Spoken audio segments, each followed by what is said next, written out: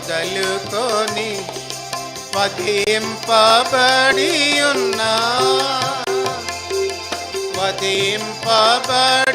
ఉన్నా దేవుని గొర్రె పిల్లగా తానై దేవుని గొర్రె పిల్లగా తానై పరమందారాధన నొందు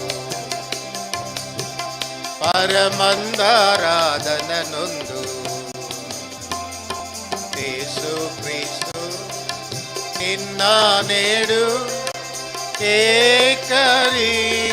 ఏకరీతిగానే ఉన్నాడు, యుగ యుగముల వరకు తానే